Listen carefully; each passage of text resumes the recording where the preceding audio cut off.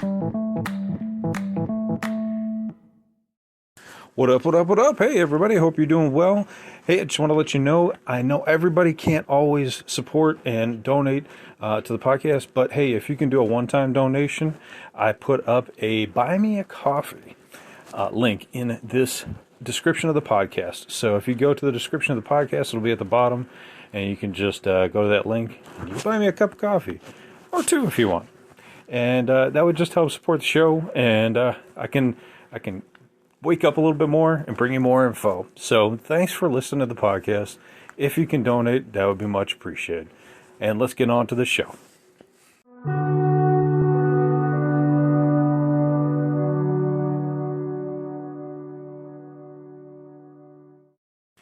What up, what up, what up? Welcome back to Lockdown Universe, some of the bizarre, peculiar, and unheard of stories of UFO, legend, and paranormal lore. Welcome back, welcome back. Happy to be back. Hopefully you guys are doing excelente and taking care of yourselves. So today we're going to talk about the ultimate hacker, the most interesting man in the world, Mr. John McAfee. And although he's no longer with us, he passed away in 2021 of an apparent suicide. However, he did state that if he was ever found to be suicided, that you should assume that he was murdered. And we're going to talk about how he hacked the world and how the government basically came after him and why he went into hiding. So this dude has lived like multiple lifetimes in one lifetime. Now, if you don't know who John McAfee is, he's the creator of the McAfee security software that people have used since the 90s, maybe even the 80s, and has been one of the most prolific and secure softwares to protect your systems. And companies, governments, personnel have used his security software all around the world. Did he find anything alien? Did he find anything with corrupt governments? Did he find anything with corrupt banking? Did he find anything related to UFO crashes? Well, let's get into it because it is really, really super interesting. So I found a good article that was actually written about 10 years ago on the Silicon Angle, written by John Casaretto, and he talks a lot about how McAfee came into existence and basically became the millionaire, quote unquote, that had gone mad, basically became super paranoid, and with good reason, because you have to understand that McAfee put in a secret backdoor to every computer that was loaded with the software so that he could basically read everybody's secrets. He came out and told people this.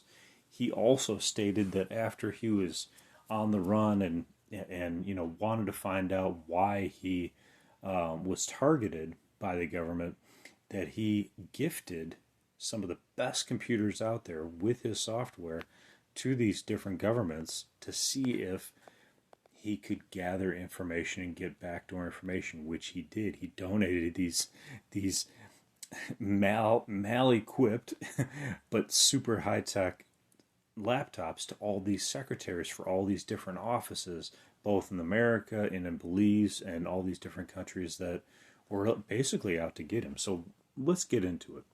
So the article starts off by saying the truth is indeed stranger than fiction.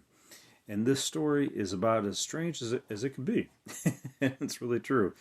For all the computer virus infections that John McAfee's software has prevented over the years, there has been one situation the man himself was unable to escape unscathed. And this was written 10 years ago before he even died, so we know he didn't escape anything.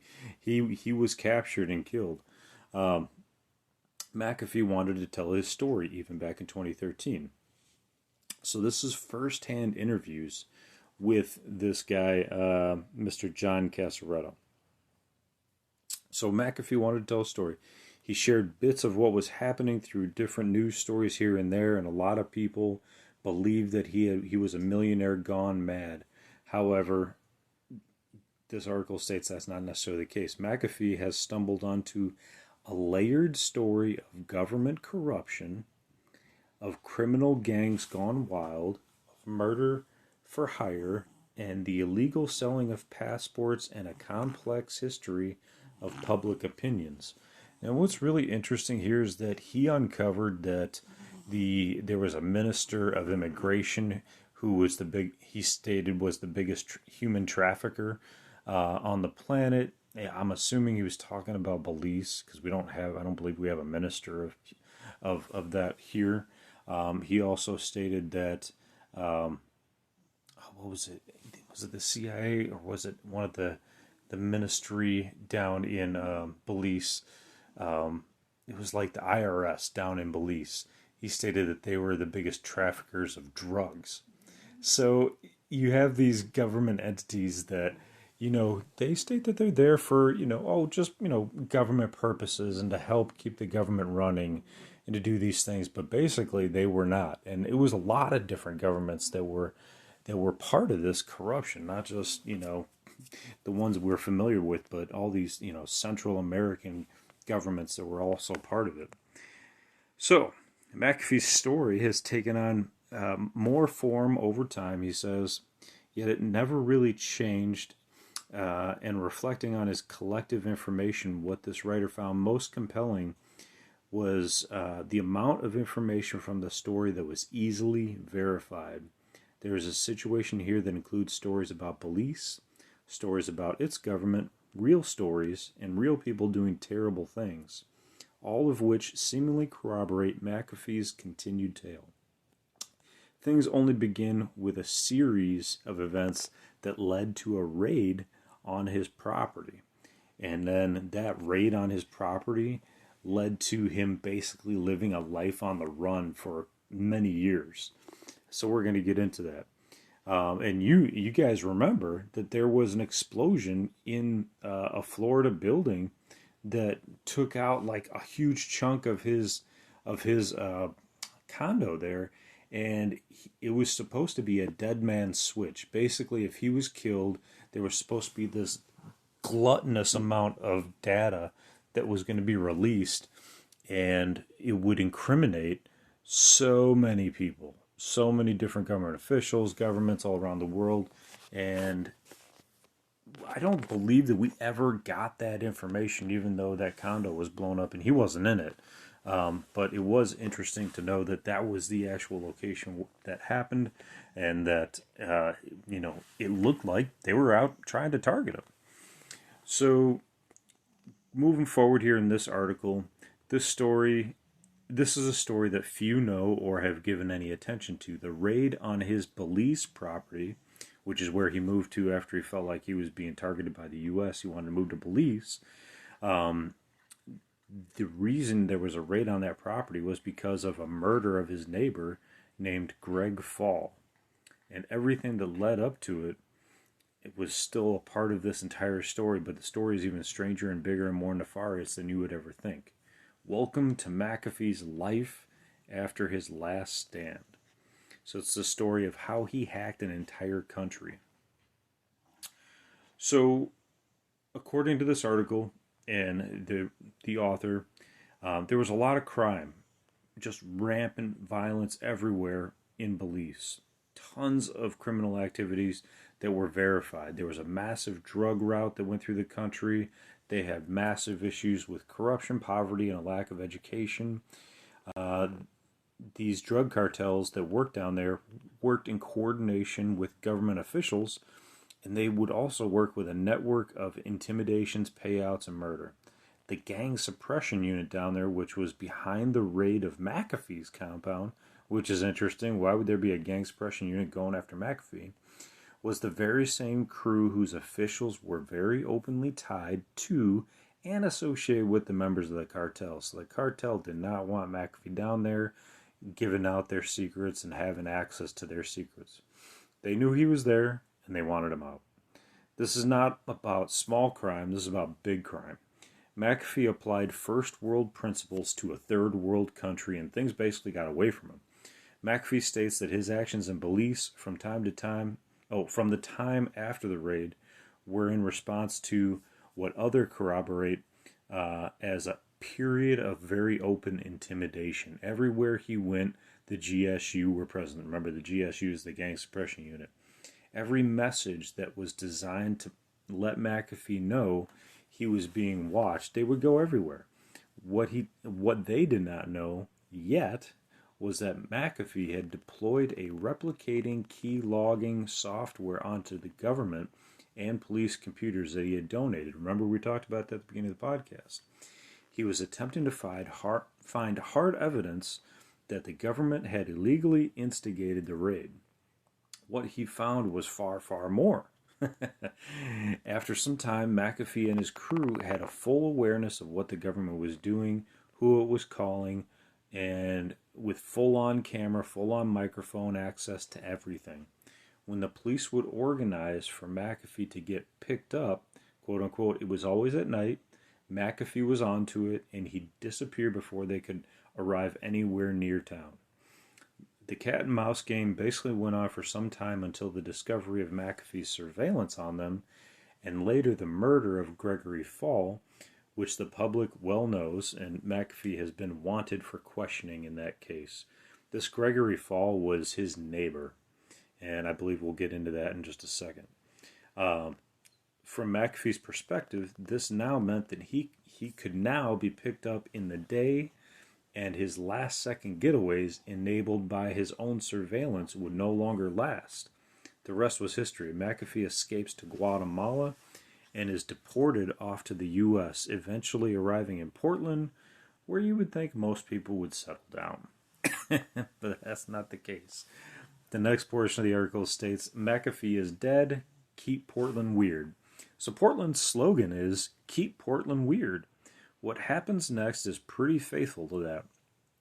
For the first time in the history of Belize, its national soccer team, a group of part-time athletes ranked at best 128th in the world, gains entry into the 2013 Gold Cup to take on the U.S. national team, and they're traveling to Portland, Oregon. It was a slaughter, a 6-1 U.S. victory in a game in which the U.S. admittedly did not play the best. It's an unlikely but interesting coincidence at the same time. So, John gave a message at the C2SV, and we're fast forwarding to September 2013 now. McAfee travels down against the advice of his security team to San Jose, where they have the C2SV Technology Conference. Site security insists he use a certain entrance. He refuses and enters through the main entrance. After he is done with his fireside chat, he's seen talking to some people in the audience, and his security spots a man who is watching him and watching McAfee. Suddenly, a Belizean woman reaches out to McAfee and offers to cook him a Belizean meal at her home. McAfee has no idea who she is or why she made this offer, but she insists. She then hands McAfee a large manila envelope. Then she and the mysterious man, who also looks like he may be from Belize, leave. So this is interesting, right? It's like a message given in plain sight. Inside the envelope is a picture of a door, just your everyday average door, a message that was meant to intimidate McAfee somehow. McAfee sent the photo of the man to his friends in Belize, who identified the man as a cousin to one of his ex-employees. Now we fast forward to November 13. McAfee is dead. Is he? Or is he not? News emerged that McAfee was hit with an eviction and protective order. It is here back at home that McAfee and his wife Janice report that an attempt was made on their lives. There were reports that late one evening 2 police motorcycles came down the street, followed by a black SUV-type vehicle, which was followed by a garbage truck. But it's not garbage day. McAfee and his wife make a run for the parking garage and hide for hours while voices and footsteps all around indicate they are looking for him, thinking that McAfee is armed. McAfee and his wife think about running, but there's only one way out, and it's well covered. As dawn breaks, the garbage truck collects the contents of the garbage bin where they think he's hiding in the parking structure, and then it crushes it, and then they leave. McAfee collects his stuff, runs into the property manager, strangely enough, who strangely came in much earlier than usual. As McAfee describes it, it was like he saw a ghost. We asked him to show us the surveillance tapes, he said, and they have strangely disappeared. Shortly thereafter, the protective order, which would ostensibly have made him come back and answer questions in Portland, became apparent. They have been on the run ever since, and he has been tracked throughout the country. He was meant to disappear a day and a half before the now scrubbed Irish media source said McAfee had died. Later that same day, McAfee security guards were arrested. So he was without security for that one single day. McAfee was pronounced dead at the Palms Casino Resort in Las Vegas, where he was discovered by security personnel in a semi-conscious state following what authorities believe was a cocaine and alcohol-fueled binge. He slipped into unconsciousness shortly after and could not be revived. Is it a coincidence? McAfee doesn't think so. One asked a question why a news source would have had a story ready to go, that detailed, and published at this point in time. McAfee figures it must have been a distraction. Had the attempt to make him disappear the next day been successful? Really interesting, right? It's like these CIA plots, they have all the screen stories ready to drop and all these distractions, and you got to know that, these major news outlets are under the control of the government. They have Project Mockingbird, where they can have everybody dish out the same story party line. It's basically like China in America, It's really a shame. So who would want McAfee dead? The line forms to the left, and the list is long. It starts with his former girlfriend, Amy Emschwiller, who is at the very least, tried to kill him at one point, leaving him rather deaf in one ear after a bullet missed his head. Damn. This dude has made plenty of enemies. They got a nice photo in this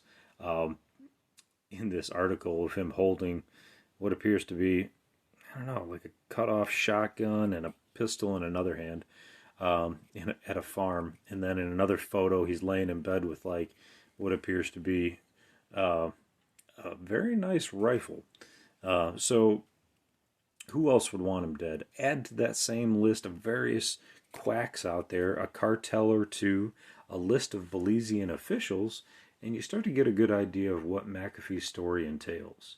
For now, McAfee has set up camp out in the deep, thick woods of the Blue Ridge Mountains of the eastern United States, linked to the world with redundant satellite internet connections and communications reminiscent of the early days at McAfee Associates, where he set up a mobile virus response unit. He's actually tracking and researching the elements of his story out here and still working on the launch of his new company, Future Tense. Now keep in mind, this article is written in present tense, and this happened back in 2013. He's now since been pronounced dead in 2021 in Spain, in a Spanish prison, when he was going to be extradited to the United States. So just keep that in mind as we're reading the story here. They state this writer was visiting him on his compound. Here, McAfee is putting together the puzzle of who wants him dead, who's tailing him, and who are the people behind it all. As crazy as it sounds, it's real life. It's my life. But we're living in a crazy age, don't you think? People are crazy to accept this surveillance we live under. Something that Edward Snowden told us about and left the country in order to give us this information. Now hides in Russia, right? Underneath their protection. McAfee goes on to state the freedoms we are giving up and how much money is being wasted is crazy. I'm just a wealthy man, or maybe a former wealthy man, that was in the most beautiful place in the world, but it was the most corrupt, dirty form of government and law enforcement you could ever imagine. Someone believing he's talking about police at that point. It's really interesting that he moved back to the United States after going to Belize, because the United States has one of the most secure and detailed, satellite surveillance systems that can capture a photo of your car's license plate from freaking space. Okay, so surprised he moved back here, and he knows how high the detail is. But Maybe he felt secure because he was the one providing the security to their systems. So he started putting all these pieces of the puzzle together. A lot of people believed he was just a kook and that he was like super paranoid and unnecessarily so. But there were enough attempts on his life that he felt it was warranted. So this writer did a tremendous amount of research, went through mountains of documents along with McAfee, including internal memos from the Belizean government and secretly recorded discussions with government officials and troves of evidence in the quest for truth. Over a series of calls with private investigators, associates, and even officials inside the Belizean government that are loyal to McAfee, they fed him a lot of information and testimony of plots, of murders happening right now, of officials causing trouble for anyone that even briefly dealt with McAfee. So they were on a quest to murder, silence, and harass anybody that had anything to do with McAfee. Good thing he got out of there. A call with a private investigator reports that a contract was put out on McAfee's life while he was in Portland that was worth $2 million, man. Can you imagine every hitman out there would be like, oh yeah, I'll try to soak that up. Now somebody facilitated this contract with, which according to the research that was carried out by the potential members of the Sinaloa cartel, McAfee's Belizean insiders confirm many details, complete with names and places and dates. The same investigator also reveals that a second contract was put out on his life worth $650,000. The question is, if these things are true, and as McAfee reports he has been on the run, accosted by strangers in the most unusual places, in coincidence after coincidence across the country, then who may have facilitated these contracts? It would have to be somebody with extreme wealth, political connections, and able to pay off people to keep their mouths shut every step of the way. In the meantime, McAfee trains to keep alive until the threat is neutralized. So they got a video of him here, getting ready to, take shots and, basically utilize his weapons. Here, we got a video here. Let's see if we can listen to this. He's firing off rounds.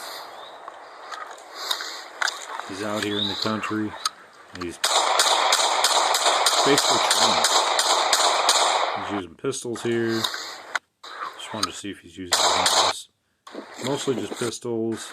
Oh, now he's got, let's see if it's a rifle. Looks like a shotgun. It's a shotgun. Yeah, so some of the pictures that they had of him on his farm, just doing some training. So the next portion of the article is passports for sale. So this is interesting. The trail turns to a pair of American businessmen, one of which was implicated in a forceful kidnapping in California. This is pretty wild. We might have to do a part 2 to this. Let's see how long this one is here. Because it's going to lead into the corruption of Belize. So let's leave it there for now. I'll put a part 2 up, same tonight as well, so you'll be able to listen to both of these back to back. But this is like super fascinating because there's just a lot to McAfee what led to him ultimately being suicided, murdered, quote unquote, right? Epstein, we should probably call it these days, in a Spanish prison while he was waiting extradition to the United States. So I will pause it there, and we'll pick it back up. We'll find out if he was able to snag up any good details, alien or otherwise, while he was basically hacking the entire planet, while he was monitoring everything. So we're going to leave it there. I hope you guys have a great night, but just tune into the next podcast. We're going to keep going on into it. It's great information, great article, well-researched, well-detailed, and we'll continue on. John McAfee's amazing, mysterious, wild, tremendously amazing life. Thanks for joining. Take care of yourselves physically, spiritually, emotionally. Follow through on your hobbies and your goals and your dreams. And let's go on to the next podcast. Love you guys. Please like, follow, share, subscribe, and continue to question the universe around you. Lockdown Universe out.